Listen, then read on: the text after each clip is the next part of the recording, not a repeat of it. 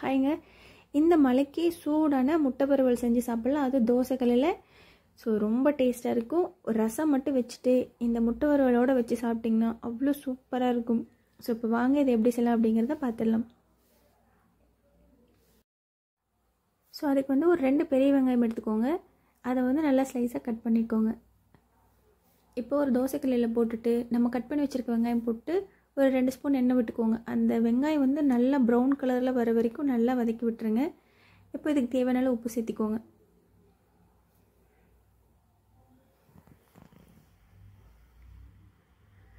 So நல்லா வதக்கி விட்டிங்க அப்படின்னா அதோட வாசனை நல்லா சூப்பராக இருக்கும். நம்ம முட்டை போட்டு மிக்ஸ் பண்ணும்போதும் இன்னும் டேஸ்ட்டு சூப்பராக இருக்கும்.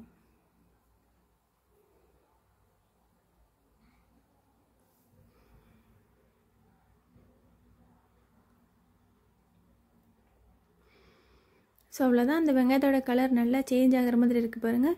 இந்த டைமில் உங்களுக்கு எவ்வளோ முட்டை நீங்கள் வந்து சேர்த்துக்கிறீங்களோ அதுக்கு அளவுக்கு எடுத்து வச்சுக்கோங்க. ஸோ நான் வந்து ஒரு 3 முட்டை சேர்க்க போகிறேன்.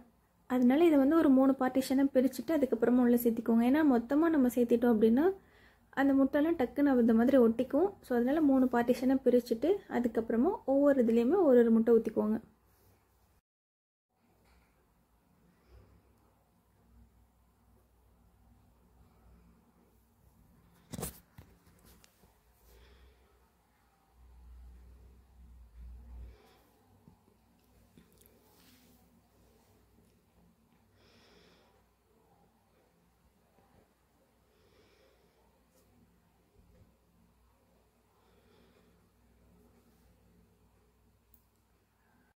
ஸோ நீங்கள் வந்து இதில் நீங்கள் உப்பு அந்த பெப்பர்லாம் வந்து மிக்ஸ் பண்ணும்போது உங்களுக்கு அளவு தெரில அப்படின்னா நீங்கள் தனியாக ஒரு டம்ளரில் கூட உங்களுக்கு தேவையான முட்டையெல்லாம் ஊற்றிட்டு அதுக்கு மட்டுமே நீங்கள் உப்பு பெப்பர் மட்டும் போட்டு நல்லா மிக்ஸ் பண்ணிவிட்டு அதையுமே இது கூட சேர்த்திக்கலாம். ஏன்னா அது கொஞ்சம் ஈஸியாக இருக்கும்.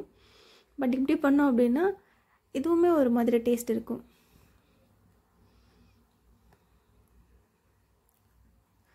ஸோ ஊற்றிட்டு உங்களுக்கு எந்த அளவுக்கு பெப்பர் வேணுமோ அந்த அளவுக்கு போட்டுக்கோங்க. ஸோ இப்போ மழைக்காலம் அப்படிங்கிறதுனால நான் வந்து கொஞ்சம் எக்ஸ்ட்ரா போட்டிருக்கேன். போட்டுட்டு நல்லா மிக்ஸ் பண்ணி விட்டுருங்க.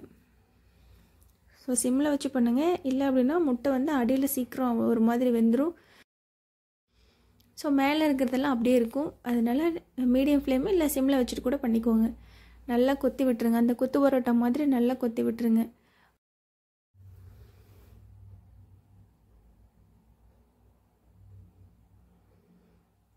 அவ்வளோதான். முட்டை வந்து ரொம்ப நேரம் வந்து நீங்கள் வறுக்கக்கூடாது. அது வந்து லப்பர் மாதிரி ஏறும். ஒரு 5 to 10 மினிட்ஸ்க்குள்ளே நீங்கள் வந்து இறக்கிடலாம். ஏன்னா அது ரொம்ப ஒரு மாதிரி ஹார்டாகிடும், அப்புறம் சாப்பிட முடியாது. இப்போ பாருங்கள் சூப்பராக எல்லாம் வெந்துடுச்சு.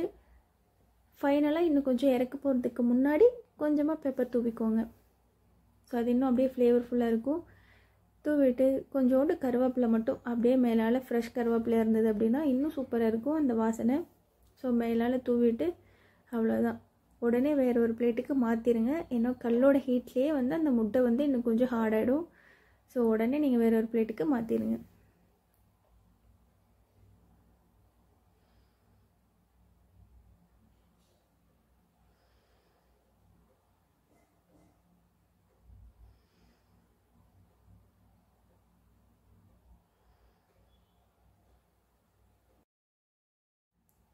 ஸோ அவ்வளோதான். ஃபைனலாக ரெடி ஆகிடுச்சு.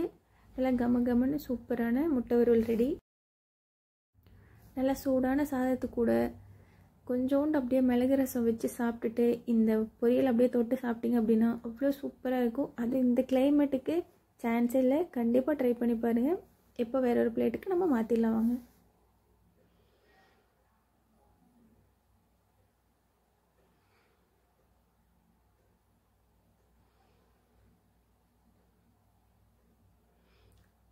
ஸோ சூடாக இருக்கும் போதே சாப்பிட்டு வந்துடுறேன். நீங்களும் ட்ரை பண்ணி பாருங்கள். தேங்க்யூ.